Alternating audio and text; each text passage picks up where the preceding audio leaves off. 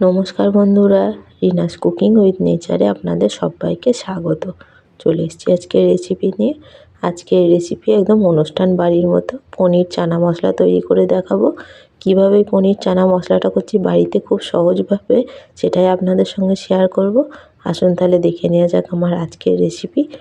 পনির চানা মশলার জন্য এখানে চানা বড় কাবড়ে ছোলাগুলো নিয়েছি।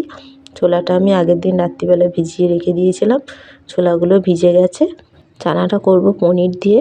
পনিরটা আপনারা দিতেও পারেন, নাও পারেন। পনিরটা দিলে ভালো লাগবে এটা খেতে, তাই আমি পনিরটা দিচ্ছি।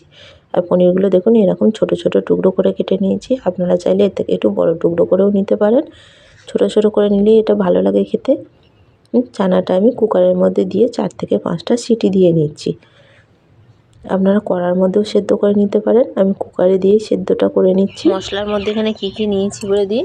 আমি চানাটা করব পেঁয়াজ দিয়ে। এখানে পেঁয়াজ কুচিয়ে নিয়েছি ছোটো ছোটো করে, টমেটো কুচিয়ে নিয়েছি। গুঁড়ো মশলার মধ্যে নিয়েছি এখানে ধনের গুঁড়ো, জিরের গুঁড়ো, অল্প একটু কাশ্মীরি লঙ্কার গুঁড়ো, আর ঝালের জন্য নিয়েছি লঙ্কার গুঁড়ো। আপনারা কাঁচা লঙ্কাও কুচিয়ে দিতে পারেন। হয়ে গেছে, আমি জলটা ফেলে দিয়েছি, জলটা নিয়ে নিই। একদম ছোলা নরম হয়ে গেছে। আমি 4টে সিটি দিয়ে নিয়েছি। এটা করার জন্য কড়া বসিয়ে দিয়েছি। কড়াই দিয়ে দিচ্ছি সাদা তেল। তেল ভালো করে গরম করে নিয়েছি। কেটে রাখা পনিরগুলো ভেজে নিচ্ছি হালকা করে।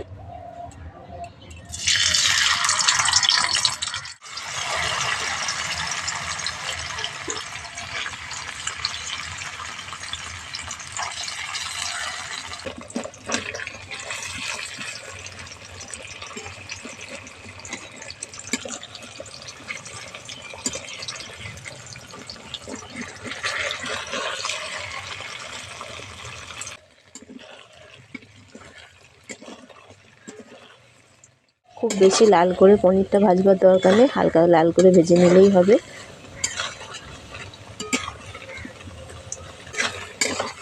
পনিরগুলো ভাজা হয়ে গেছে, পনিরটা আমি তুলে নিচ্ছি।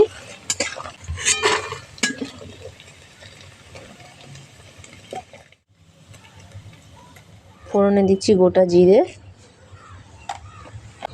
জিরেটা ভাজা হয়ে গেছে। যে পেঁয়াজটা কুচিয়ে রেখেছিলাম, পেঁয়াজ কুচিটা দিয়ে দিচ্ছি।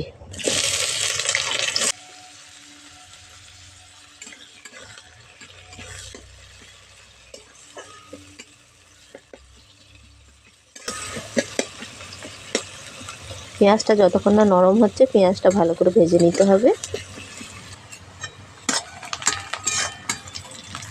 ভাজতে ভাজতে পেঁয়াজটা নরম হয়ে গেছে। টমেটো কুচিটা দিয়ে দিচ্ছি।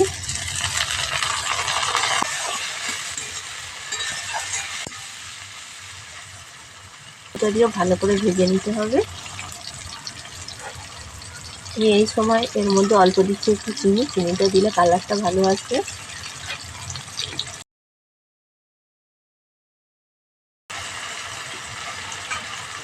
ভালো করে টমেটো আর পেঁয়াজটা ভেজে নরম করে নেব।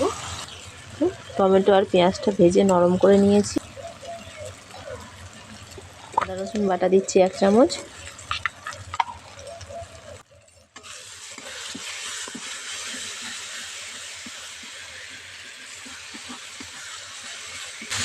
আদা রসুন বাটাটা দিয়ে মশলার সঙ্গে ভালো করে কষিয়ে নিতে হবে, যেন আদা রসুনের কাঁচা গন্ধ না থাকে।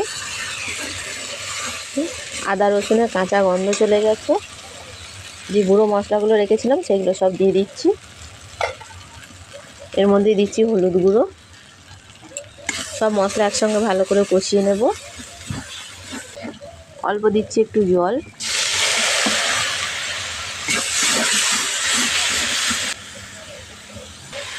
মশলা থেকে যতক্ষণ না তেল ছাড়ছে, মশলাটা খুব ভালো করে কষিয়ে নিতে হবে। মশলা থেকে তেল ছাড়তে শুরু করেছে, মশলাটা খুব ভালো করে কষিয়ে নিয়েছি।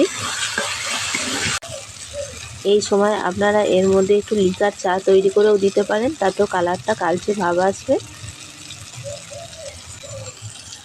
আমি এবার এর মধ্যে সেদ্ধ করে রাখা চানাটা দিয়ে দিচ্ছি। আমি জলটা ছেঁকে নিয়েছি, জলটা দিয়ে নিই।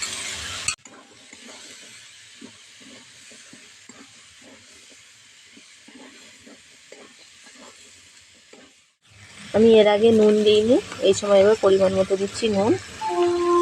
সব একসঙ্গে ভালো করে আবারও কষিয়ে নেব।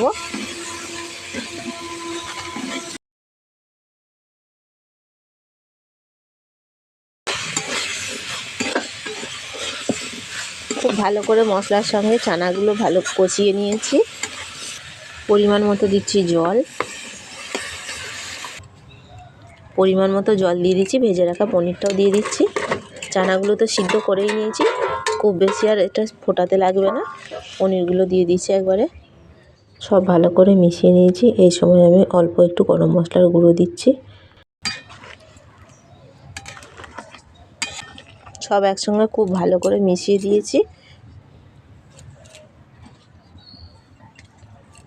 ঢাকা দিয়ে আমি 3-4 মিনিট ভালো করে পনির চানা সব ফুটিয়ে নেব মশলার সঙ্গে।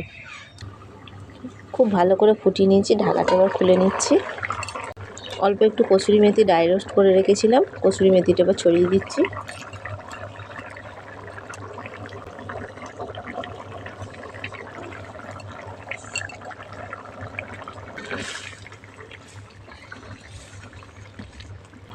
কসুরি মেথিটা দিলে চানা মশলাটা খেতে খুব ভালো লাগে। চানা মশলার গন্ধটাও খুব সুন্দর আসে। চানা মশলা ওপর দিয়ে অল্প একটু ধনেপাতা কুচি ছড়িয়ে দিচ্ছি।